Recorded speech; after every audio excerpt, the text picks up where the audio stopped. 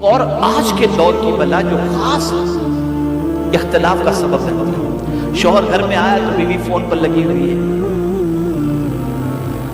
اب شوہر کہتا ہے میں بھی آیا ہوں ذرا میری ماں سے بات کرنے کا. اب یہ لگی ہے لمبی گفتگو کرنے کے لیے. شوہر آیا بیچارہ تھکا ہوا ہے, سامان رکھا, پانی لیا, پیا, فریش ہوا اور ٹائم کافی گزرے. اب پہلا ہی امپریشن شوہر کے دل کے اندر بیوی کے لیے اچھا نہیں آیا. السلام علیکم ناظرین, میں ہوں سید فاروق احمد اور آپ کو ہم آج ایک حقیقت بیوی اور شوہر کے بارے میں ہم نے آپ کو بیوی کس طریقے سے شوہر کے ساتھ رہنا ہے, یہ حقوق اس کے بارے میں بتائیں گے. اور آپ کو یہ بات ہم اس لیے بتا رہے ہیں کہ ہمارے بہت سارے دوست جو ہیں انہوں نے کہا ہے کہ بھائی آپ تو بیوی کے ساتھ کیسے رہنا ہے شوہر یہ تو بتا دیے ہیں اور شوہر کے ساتھ بیوی کیسے رہنا یہ نہیں بتایا. تو میں نے سوچا کہ چلیے آپ لوگوں تک ایک اچھی انفارمیشن اور اچھی بات یہ بتاتا چلوں کہ آج کل کے دور میں جس طریقے سے عورتیں اپنے شوہر کی عزت نہیں کر رہی ہیں, بہت ساری عورتیں اپنے شوہر کی عزت نہیں کرتی, ان سے بدتمیزی سے بات کرتی ہیں اور ان کو ایل فیل الفاظ استعمال کرتی ہیں اور شوہر کی عزت نہیں کرتی ہیں. تو ایسی بہت ساری چیزیں چل رہی ہیں, ماحول ہے, نیا جنریشن ہے اور نیا دور ہے, اس کے حساب سے لڑکیاں بھی جو ہے نئے طور پر اپنی زندگی گزارنا چاہ رہی ہیں.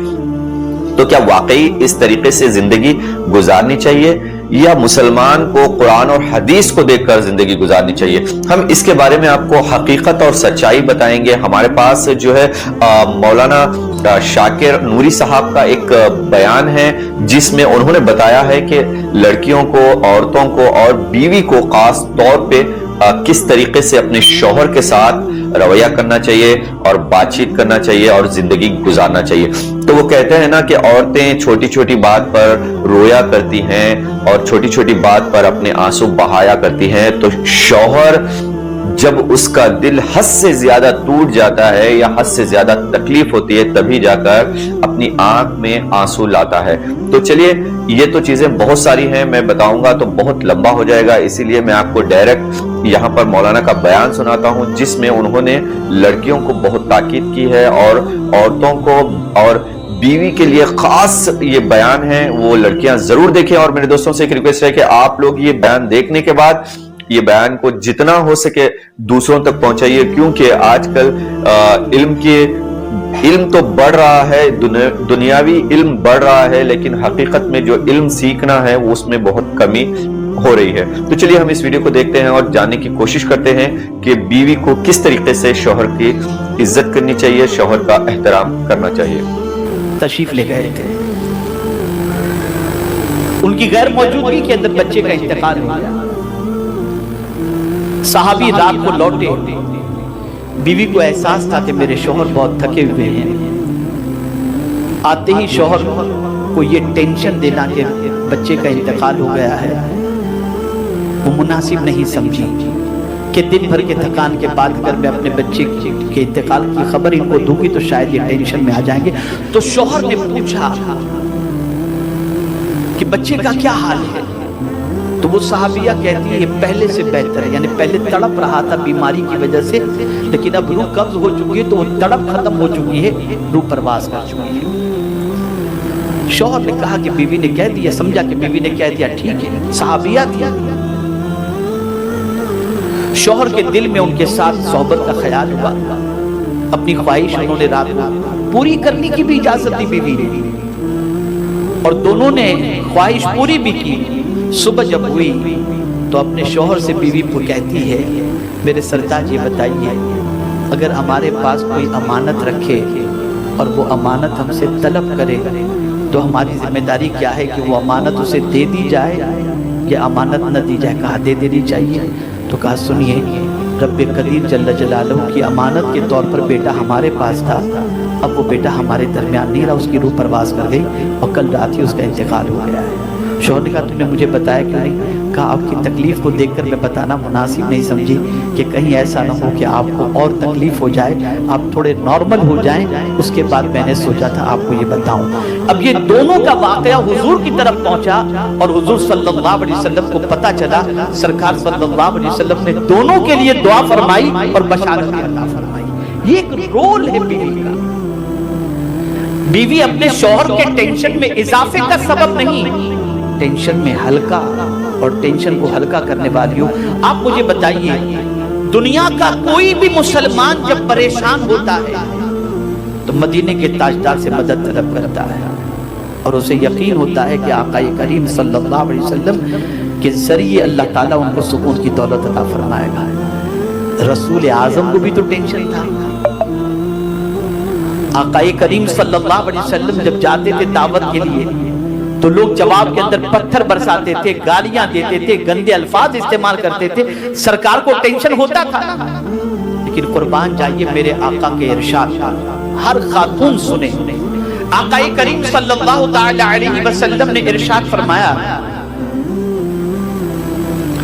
کہ جب میں تھک کر لوگوں کے لفظوں کے تیر جھیل کر گھر آتا تو خدیجہ کے جملے مجھے تسلی دے دیا کرتے۔ ساری کائنات کو تسلی دینے والے رسول کو اگر کسی کے جملے تسلی دے رہے ہیں تو وہ بیوی کے جملے تسلی دے رہے ہیں۔ پتہ یہ چلا کہ ایک شوہر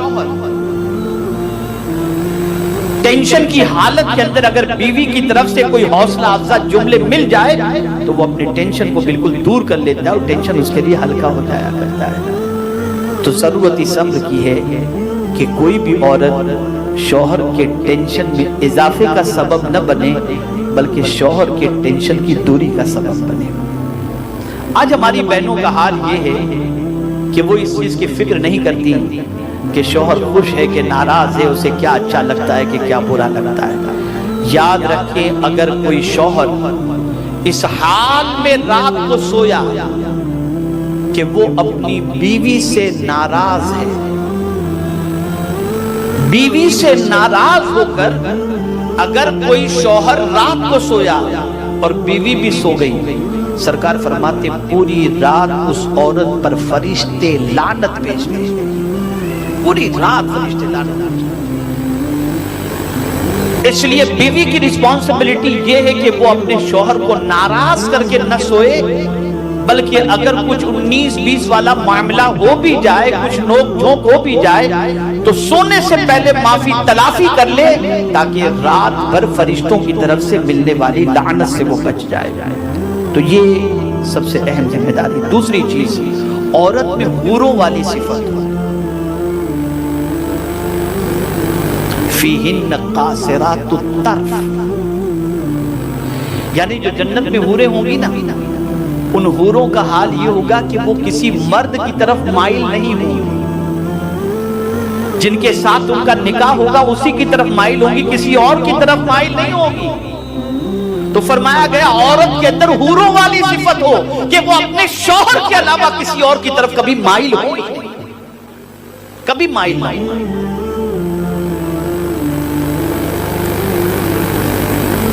لیکن آج کیسی بھی لڑکی ہوگی، چاہے رنگ اس کا کیسا ہو، اس کا فیس، اس کا لک کیسا بھی ہو، لیکن اس سے پوچھو کہ تمہیں شوہر کیسا چاہیے تو اس کی سوچ ہوتی ہے کہ فلاں ہیرو جیسا مجھے شوہر چاہیے۔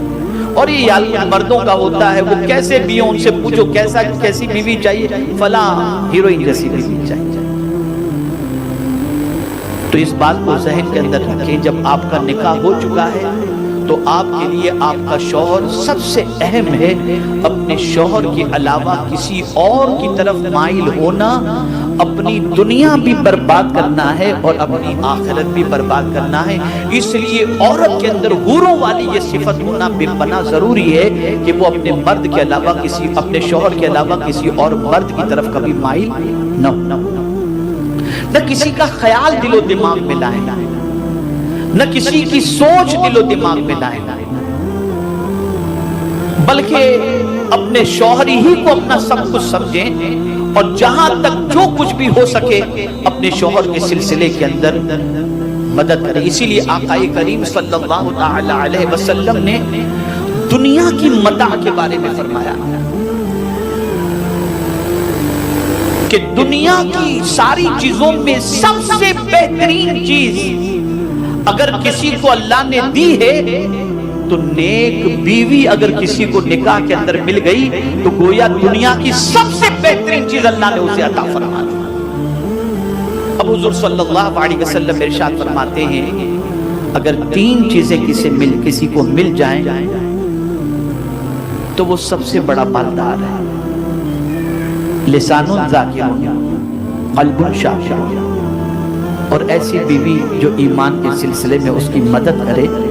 اگر یہ 3 نعمتیں اسے مل جائیں تو وہ دنیا کا سب سے خوش نصیب انسان ہے۔ یعنی اسے ایسی زبان مل جائے جو اللہ کا ذکر کرتی ہو، ایسا دل مل جائے جس میں اللہ کا شکر ادا کرنے کا جذبہ ہو، اور ایسی بیوی مل جائے جو نیکی میں مدد کرنے والی ہو۔ یہ 3 نعمتیں جسے مل جائیں وہ دنیا کا خوش نصیب اور مالدار ترین انسان ہے۔ پتہ یہ چلا بیوی اپنے شوہر کو نیکیوں کے سلسلے میں مددگار ثابت ہو سکتی ہے، اور تاریخ بتاتی ہے اللہ اکبر آج بہت ساری بچیاں اپنے شوہر سے بیجا مطالبات کرتی ہیں، اتنا لے کر کے آؤ، یہ دلا دو، وہ دلا دو، قرض کرو، کچھ بھی کرو، ہمیں یہ چاہیے، ہمیں یہ چاہیے، اس طریقے کی ڈیمانڈ کرتی ہیں جو شوہر پوری کرنے کی طاقت نہیں رکھتے تو عورتیں کہتی ہیں چوری کرو لیکن لا کر کے دو۔ لیکن میں آپ کو ایک صحابیہ کا واقعہ بتاؤں، ایک اللہ کی برگزیدہ بندی کا واقعہ بتاؤں۔ غریب تھی وہ، بہت غریب تھی، شوہر محنت و مشقت کرتے تھے لیکن خاطر خواہ روزی نہیں ملتی تھی۔ صبح جاتے تھے، شام کو بمشکل تمام 1-2 روٹی کا انتظام ہو پاتا تھا، اتنا کما کر آتے تھے، بہت مشکل سے گزر بسر ہوتا تھا۔ ایک دن اچانک بیوی کے دل میں یہ خیال آیا کہ کہیں ایسا نہ ہو کہ میرے شوہر جو ہے کسی کی امانت میں خیانت کر بیٹھے اور کسی کا مال ہضم کر بیٹھے یا کسی سے دھوکہ دے کر بیٹھے۔ تو ایک دن شوہر جب جا رہے تھے نا تو بیوی نے کہا کہ میرے سرتاج آپ سے میری ریکویسٹ ہے۔ کہا کیا؟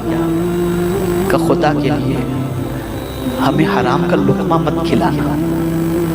دیکھیے نصیحت کیا کریں، ہمیں حرام کا لقمہ مت کھلانا، اس لیے کہ ہم پیٹ کی آگ کو تو برداشت کر سکتی ہیں، جہنم کی آگ کو برداشت نہیں کر سکتے۔ کیا سوچ تھی، آپ سوچیں کیا مینٹلٹی تھی اس زمانے کی عورتوں کی۔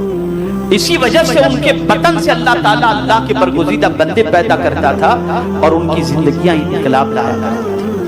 آج کی عورتیں بیجا ڈیمانڈ کر کے اپنے شوہر کو ناجائز اور حرام چیزوں کی طرف مائل کرتی ہیں، اور پھر اس کے بعد ان رقوم سے وہ عیش و عشرت کرتی ہیں، اور پھر ان کی دنیا اور آخرت تباہ ہوتی ہے، ان کی اولاد کی بھی دنیا اور آخرت تباہ ہوتی ہے۔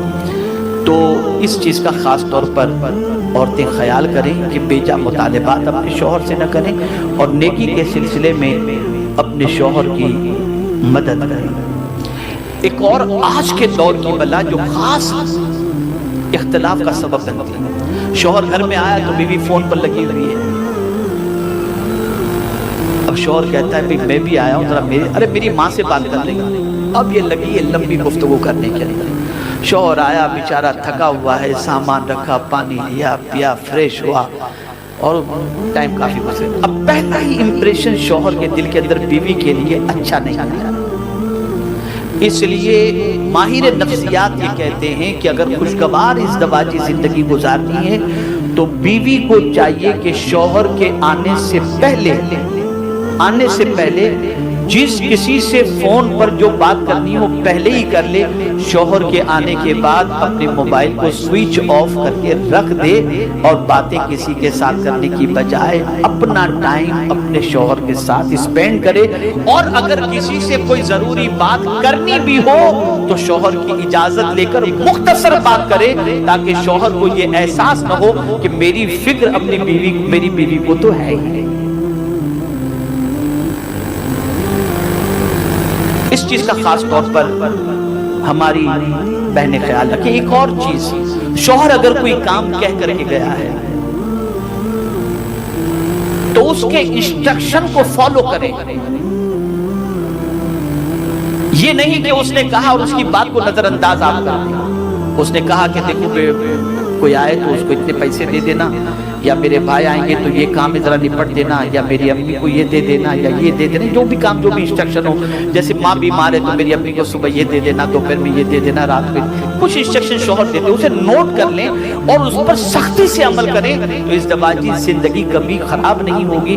दोनों के दरमियान एक बेहतरीन और हसीन जिंदगी इंशाअल्लाह अज़ीम गुजरती दिखाई देगी। और सरकार सल्लल्लाहु अलैहि वसल्लम का इरशाद है, और कुरान मुक़द्दस में भी अल्लाह ने फरमाया फस्सालिहातु क़ानितातुन हाफ़िज़ातुन लिलग़ैबि बिमा हफ़िज़ल्लाह।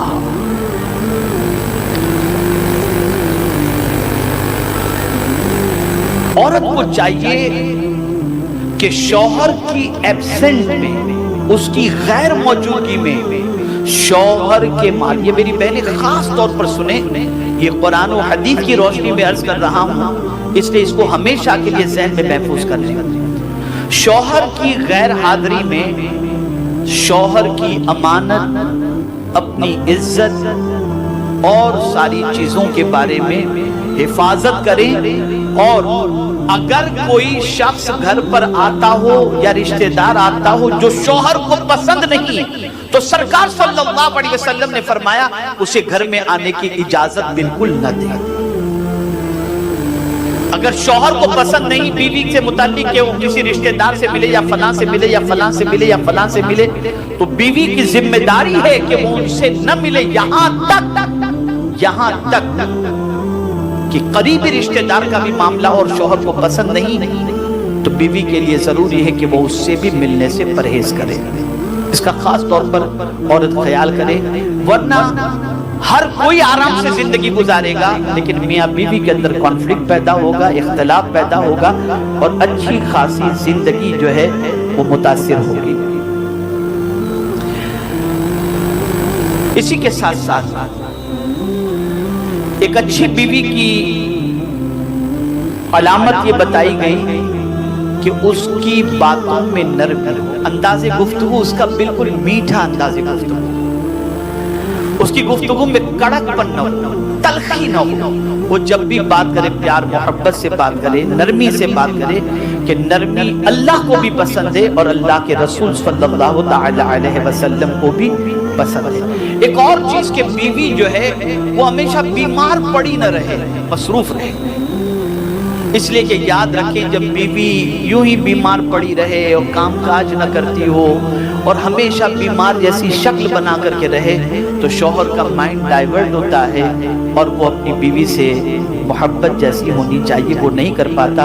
हाँ, अगर अल्लाह न करे कोई ऐसी बीमारी लाहिक हो चुकी है कि जिसकी वजह से वो साहिब फराश है, तो फिर अलग बात है, वरना एक छोटी मोटी चीजों के अंदर ऐसे ही पड़ा रहना और बीमार बन करके रहना, ये औरत की जिंदगी खुशगवार जो है वो नहीं गुजर सकती, बल्कि औरत की जिंदगी तबाहकुन होगी। इसके अलावा खाना बनाना है तो मैं गुजारिश करूंगा बावजू खाना बनाएं, और खाना बनाते वक्त दुरूद शरीफ भी पढ़ती रहे। इंशाअल्लाह इसकी बरकतें उस खाने के एक एक जर्रे के अंदर आएगी और उसके बाद इंशाअल्लाह अल्लाह ताला दोनों के दरमियान मोहब्बत पैदा फरमा देगा। मेरे प्यारे आका सल्लल्लाहु ताला अलैहि वसल्लम के प्यारे दीवानों, अब ये आखिरी बात मैं अपनी बहनों से अर्ज करूंगा, और वो ये है कि अपने शौहर के माल को फालतू खर्चे के अंदर लुटाएं नहीं। शौहर के माल की हिफाजत करें। सहेली ने कहा ये दिला दो, शौहर का माल है उठा के दिला दिया, नहीं, उसकी मेहनत की कमाई का ख्याल करें आप। उसकी मेहनत की कमाई पर जो है वो भरपूर कनात के साथ अपनी जिंदगी को गुजारने की कोशिश करें। वो सुबह से लेकर रात तक निकलता है, मेहनत तो मशक्कत करता है, इसलिए करता है ताकि तुम्हें अच्छी जिंदगी दे सके, अच्छा तुम्हारी बच्चों की अच्छी